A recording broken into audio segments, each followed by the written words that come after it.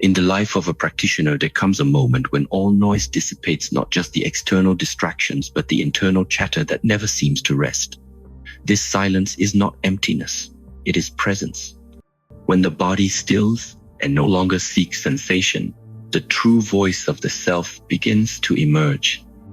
This voice is not loud, it is not urgent, it whispers. And yet, it carries more truth than all the shouting of the world. Abstinence, at its core, is not about denial. It is about making space. When we abstain, we do not create room. Just as in a martial form, each movement begins from stillness, and each stillness contains the potential for 1,000 movements. In abstaining from indulgence, we give the soul a space in which to breathe, to stretch, and to speak. But most people fear this silence.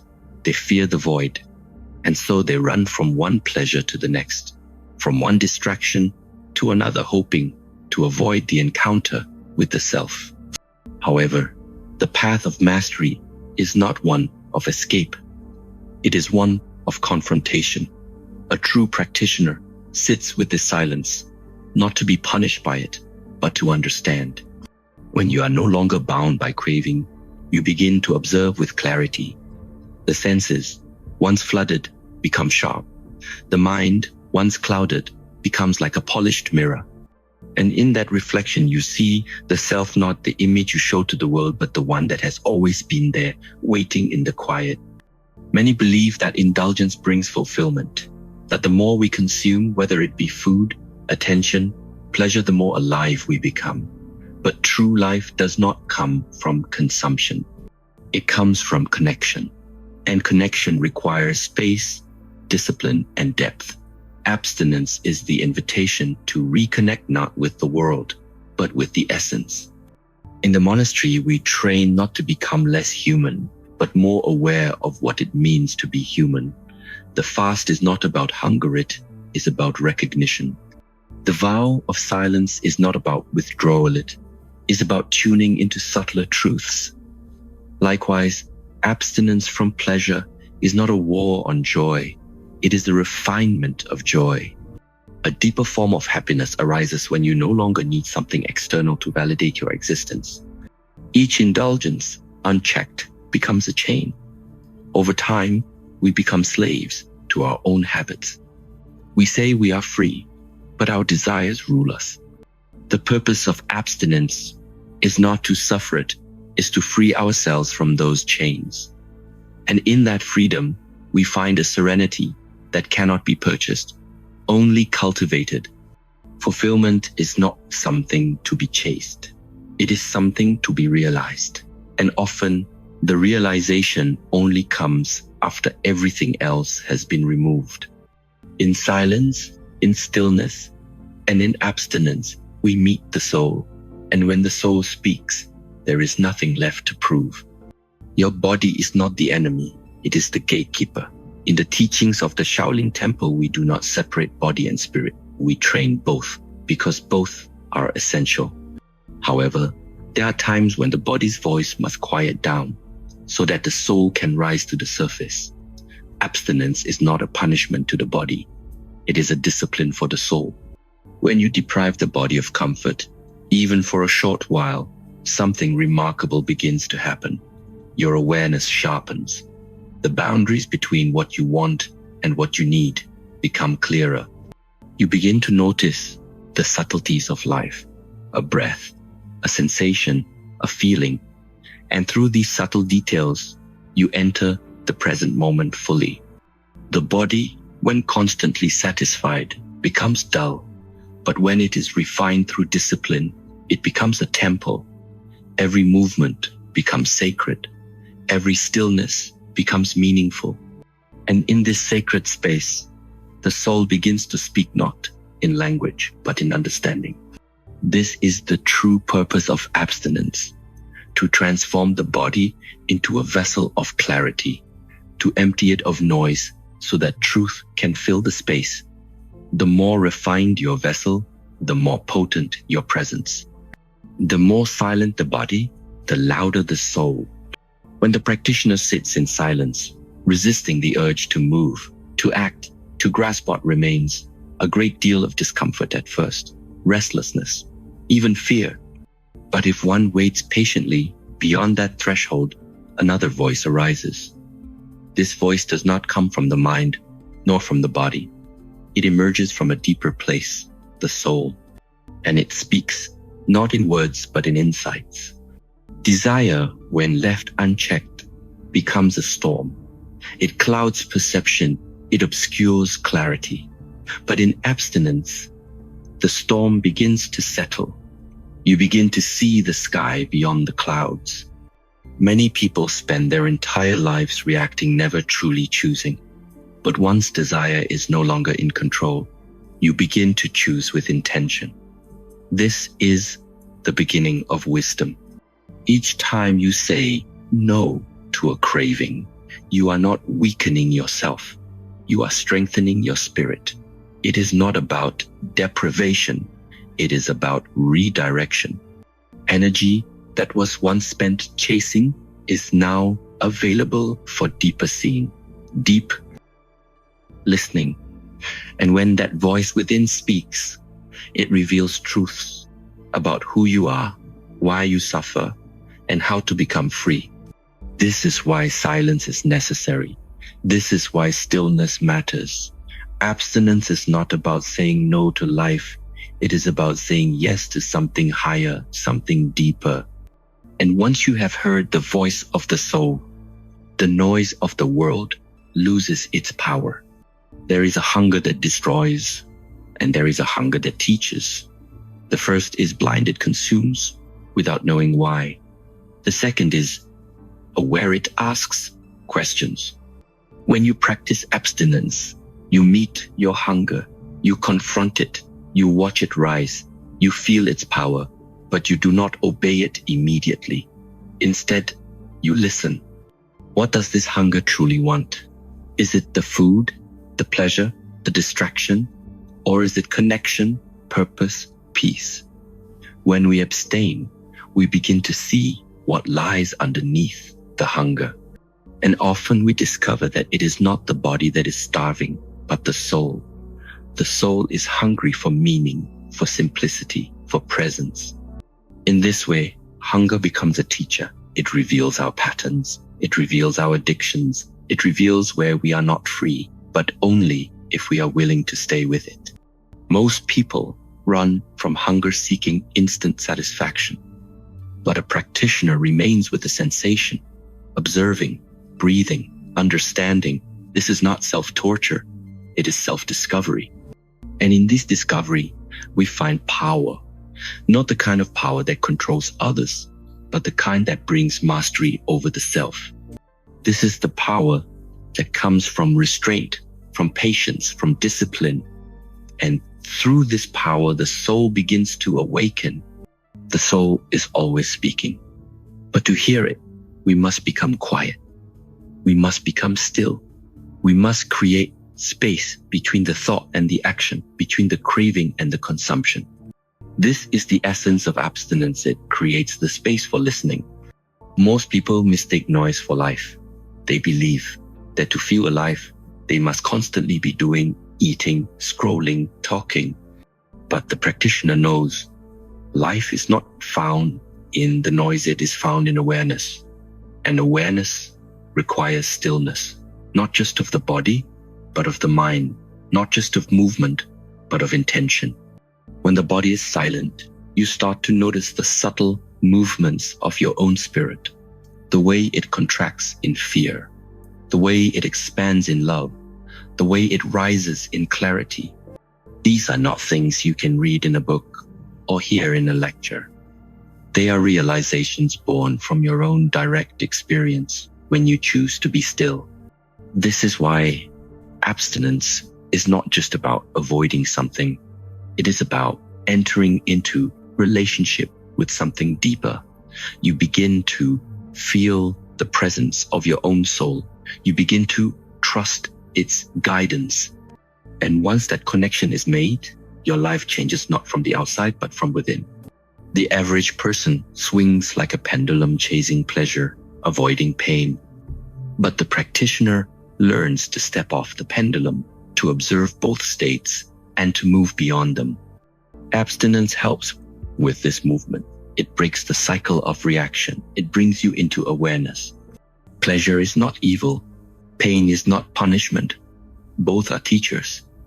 But if you become a servant to either, you lose your freedom. The true path is not about denying all joy. It's about not being controlled by the need for it and not being afraid of discomfort. This is where strength is born. When we abstain, we begin to see how much of our suffering is self-created, how much of our restlessness is rooted in our inability to sit with what is. We begin to notice, I do not need this thing to be okay. I do not need to run from this feeling. I can remain. I can breathe. I can observe. And in that observation, something shifts. We begin to experience a joy that is not dependent on pleasure, a peace that is not disturbed by pain. This is the joy of the soul. This is the peace that arises when the body no longer dominates and the spirit begins to lead. Discipline is often misunderstood. People think it is restriction, limitation, but in reality, discipline is the path to true freedom. Without discipline, we are bound by habits, impulses, and external conditions. With discipline, we move deliberately, with clarity and choice. Abstinence is a discipline that leads not to less of life, but to more of the right life. When you consciously abstain, you are not turning away from life. You are turning inward. You are stepping back from automatic behavior and choosing to respond rather than react. This creates power. Not power over others, but power over yourself. And from that internal strength comes stability, peace, and true independence. Without discipline, we are slaves to comfort. And comfort, while pleasant, can become a trap. Growth does not happen in comfort. It happens at the edge where resistance lives. The practitioner chooses to live at that edge, to walk the fine line between too much and too little, to cultivate just enough discomfort to awaken the soul. This is why we say the body is a vehicle, but only if you learn to steer it. Discipline is the steering wheel. Abstinence is one of the roads. And where does it lead? It leads to inner mastery, to presence, to the quiet voice of the soul that only becomes audible when the noise of the body is quiet. To abstain is to simplify. And to simplify is to return to what matters. In our modern world, we are overwhelmed by choices, information, stimulation. But often, in this abundance, we lose touch with what is truly important.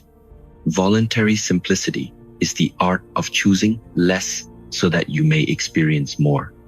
Simplicity does not mean poverty. It means clarity. It means removing the unnecessary to reveal the essential. When we abstain from excess, we begin to see the beauty in what remains. A simple meal becomes nourishing. A silent room becomes sacred. A single moment becomes timeless. The practitioner embraces simplicity not because he is forced to, but because he understands its value. He does not need many things to feel whole. He only needs presence, awareness, and a clear connection to his inner self. This is what abstinence cultivates, a return to the essentials, the things that truly sustain the spirit. When the body quiets through simplicity, the soul has room to express itself. No longer drowned in noise, it rises naturally. And from this simplicity flows a profound sense of gratitude, humility, and inner peace qualities that cannot be bought, only cultivated through conscious living.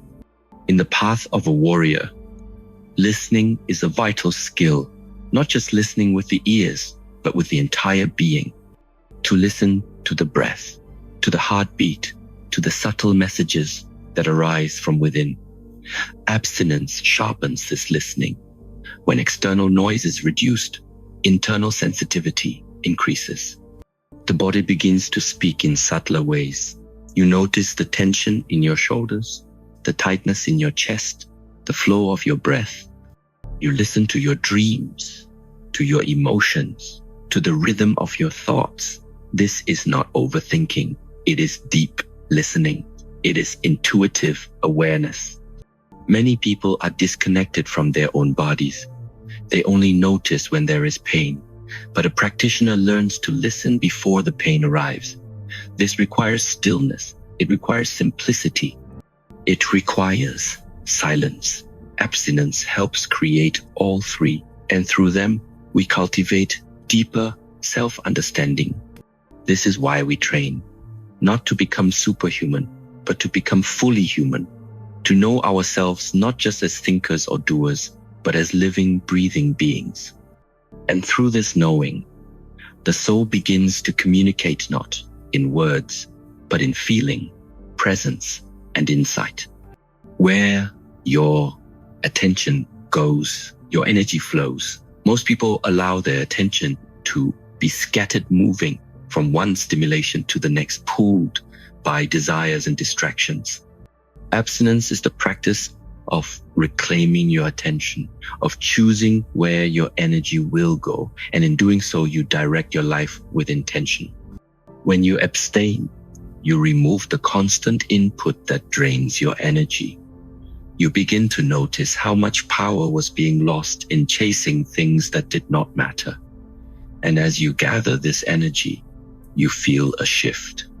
You become more present, more focused, more alive. Attention is sacred. It is not meant to be wasted. It is meant to be invested into your growth, your values, your purpose.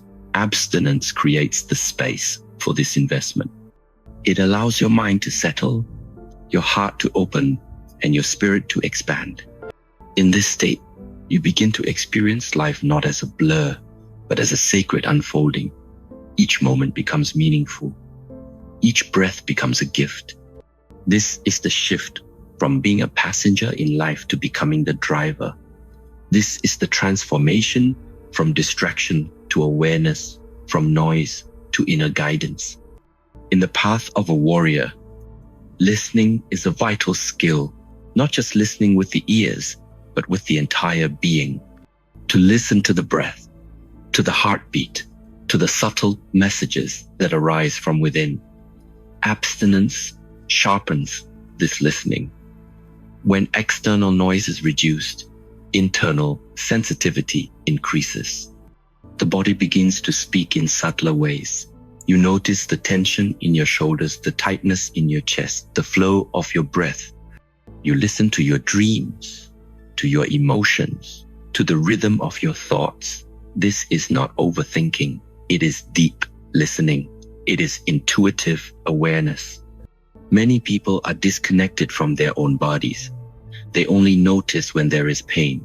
But a practitioner learns to listen before the pain arrives. This requires stillness. It requires simplicity. It requires silence.